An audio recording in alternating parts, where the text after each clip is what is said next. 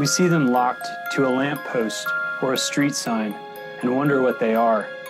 Their tires flat from dry rotted cracks, chains decaying with rust.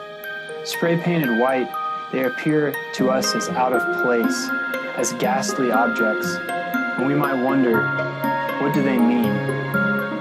Over 700 cyclists are killed annually in the United States.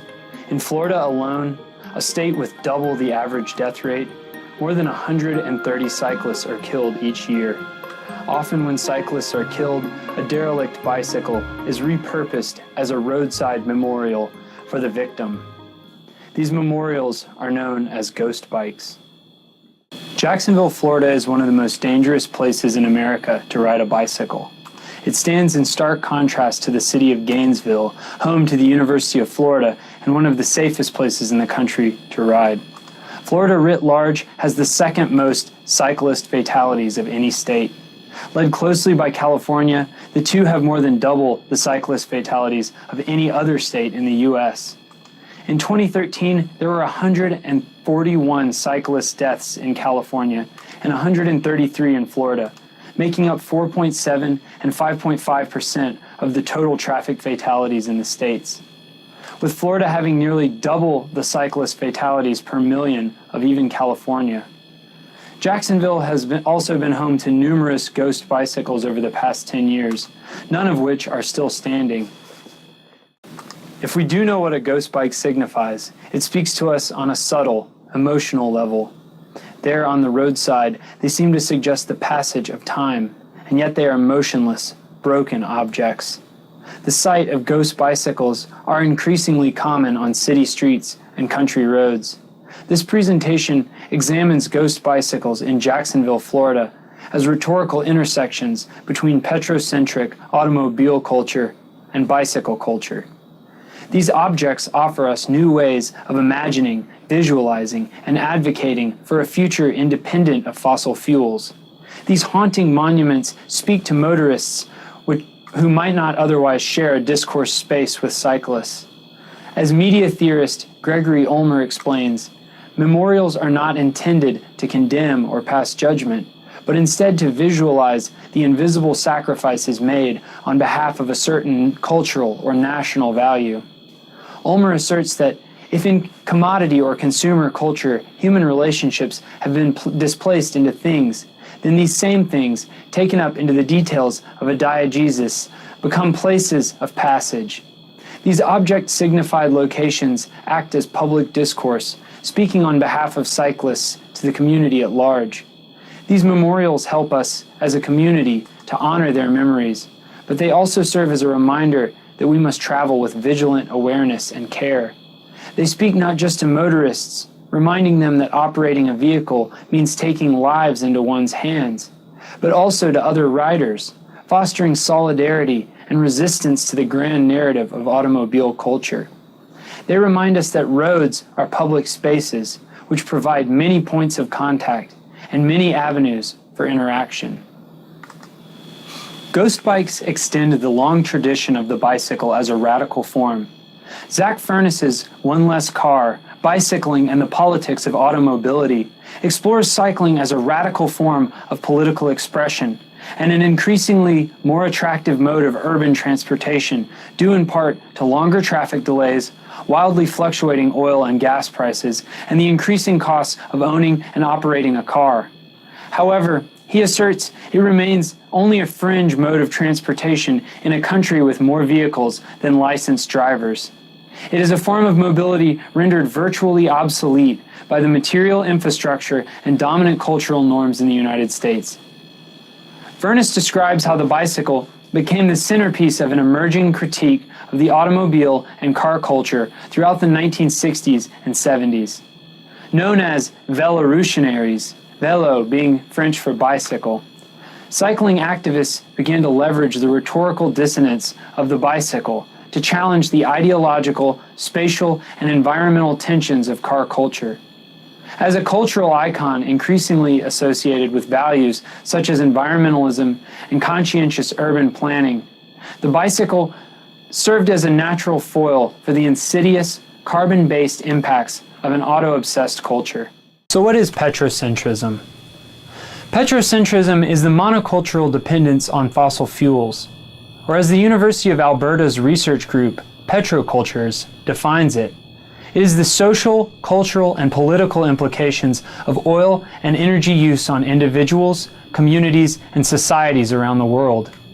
This dependence extends beyond individual aspects of our lives, such as with transportation, to a system of cultural values that we hold as true.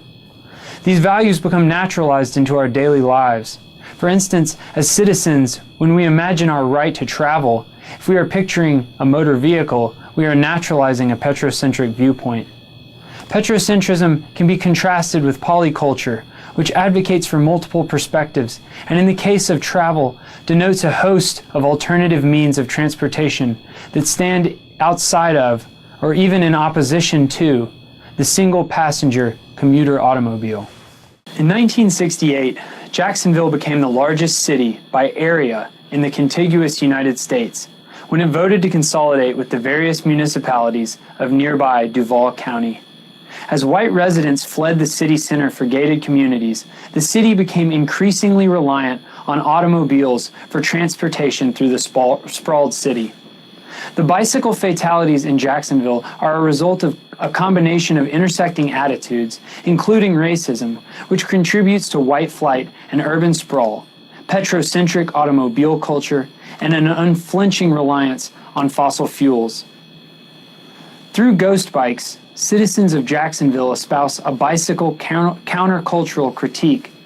The state of Florida has proposed solutions to the numerous deaths that result from this systemic problem. Yet the 2013 Florida Pedestrian and Bicycle Strategic Safety Plan does not take a systemic approach. In order to encourage automobile operators to travel with greater care, the plan identifies cyclists and pedestrians as vulnerable road users. The study asserts that they are most likely to incur severe injury in crashes because of the lack of protection in the case of a crash. Thus, the study reads cause of death as an absence of armor, what we might characterize as petro armor, not of exposure to dangerous and unusable transportation environments for non-motorists. Defining cyclists as vulnerable is, as Derrida asserts, the armor of which it is a part and to which it is attached.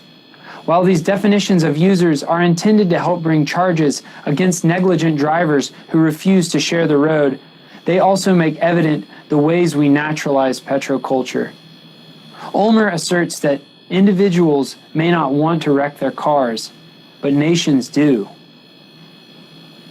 Though we blame individual drivers for causing the death of a cyclist, ghost bicycles force us to step back and see the larger system that requires these abject sacrifices to maintain its values.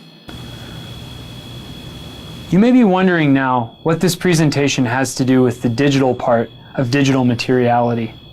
In Jacksonville, every single ghost bicycle has been removed from the locations they once occupied. These objects are ephemeral. They are here and then gone. Because they can obstruct pedestrian right-of-way, violate encroachment ordinances, and are considered by some communities to be an eyesore, ghost bicycles are often taken down within weeks or months of their unveiling, as is the case in Jacksonville. This is where digital intervention comes into the conversation. Working with Jacob Green, my co-author on this project, we developed an augmented reality, or AR, application designed for mobile devices to replace the physical objects with digital ghost bikes. The application uses image triggers, such as signs and other permanent visual fixtures, as well as GIS data to present users with a digital ghost bike that links to our web text.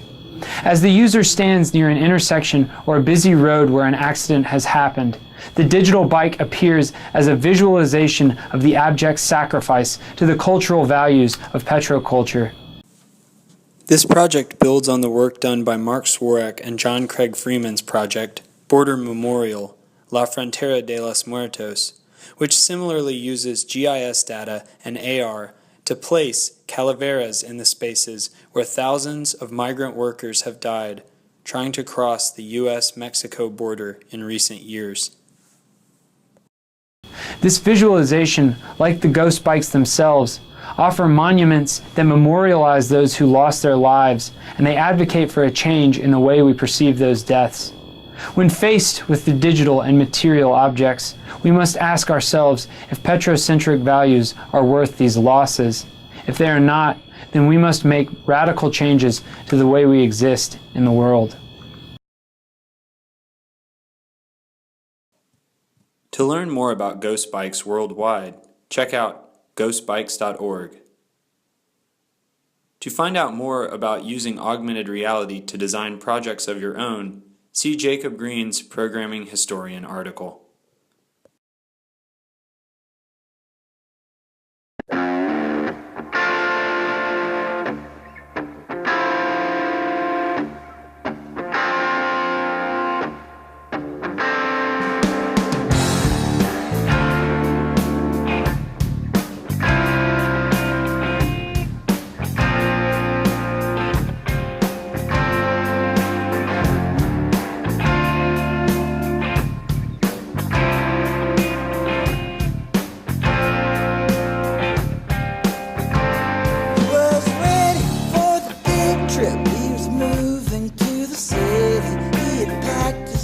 Possession, yeah.